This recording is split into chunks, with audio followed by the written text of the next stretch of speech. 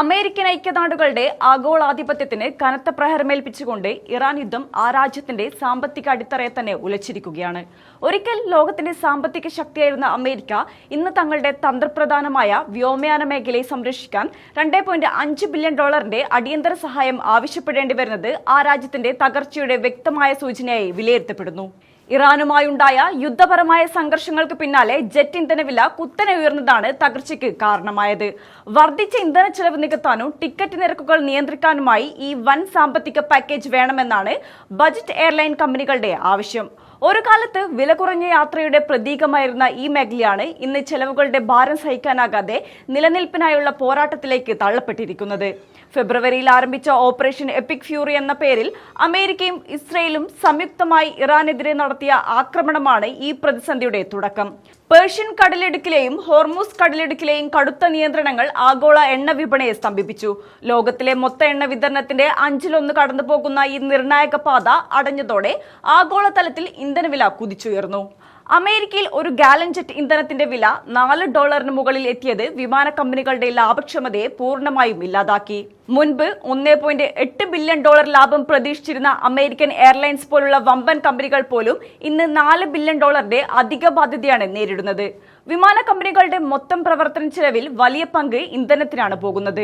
അതിനാൽ ഇന്ധനവിലയിൽ വരുന്ന ഇത്തരം കുതിപ്പ് പ്രത്യേകിച്ച് കുറഞ്ഞ നിരക്കിൽ ടിക്കറ്റ് വിൽക്കുന്ന കമ്പനികൾക്ക് നേരിട്ടുള്ള ആഘാതമായി മാറുന്നു. ലാഭ മാർജിൻ വളരെ കുറവായതിനാൽ ചെലവുകൾ കൂടുമ്പോൾ ഇവർക്ക് നിലനിൽക്കുക തന്നെ ബുദ്ധിമുട്ടാണ്. ഈ സാഹചര്യത്തിലാണ് ബജറ്റ് എയർലൈൻസുകളെ പ്രതിനിധീകരിക്കുന്ന വ്യാപാര സംഘടന ട്രംപ് ഭരണകൂടത്തോട് $2.5 ബില്യൺ അടിയന്തര സഹായം ആവശ്യപ്പെട്ടത്. കുറഞ്ഞ നിരക്കിലുള്ള വിമാന കമ്പനികൾ തകരുന്നതോടെ സാധാരണക്കാരായ അമേരിക്കക്കാരുടെ യാത്രാ സ്വാതന്ത്ര്യമാണ് ഇല്ലാതാകുന്നത്. ഇവിടെ പ്രധാന ചർച്ചയായിരിക്കുന്നത് അമേരിക്കയുടെ സാമ്പത്തിക പിടിപ്പുകേടാണ്. ലോകത്തെ സഹായിക്കുന്ന രാഷ്ട്രമെന്ന നിലയിൽ സ്വയം അവതരിപ്പിക്കുന്ന അമേരിക്കയ്ക്ക് സ്വന്തം സ്വകാര്യ വ്യവസായങ്ങളെ രക്ഷിക്കാൻ വീണ്ടും ബെയിലൌട്ട് പരിഗണിക്കേണ്ടി വരുന്നത് പല ചോദ്യങ്ങളും ഉയർത്തുന്നു. കോവിഡ് കാലത്ത് വൻതോതിൽ സർക്കാർ സഹായം ലഭിച്ച വ്യോമയാന മേഖല ഏതാനും വർഷങ്ങൾക്കകം വീണ്ടും അടിയന്തര ധനസഹായം തേടുന്ന അവസ്ഥയിലെത്തിയത് അമേരിക്കൻ സാമ്പത്തിക മാതൃകയിലെ ദൗർബല്യങ്ങളിലേക്കാണ് വിരൽ ചൂണ്ടുന്നത്. ഇറാൻ യുദ്ധം അമേരിക്കൻ ജീവിതത്തിന്റെ എല്ലാ മേഖലകളെയും ബാധിച്ചിട്ടുണ്ട്. ഇന്ധനവില വർധന, ഗതാഗത ചെലവ് കൂടുകയും അത് നിത്യോപയോഗ സാധനങ്ങളുടെ വില കുതിച്ചുയരാൻ കാരണമാവുകയും ചെയ്തു.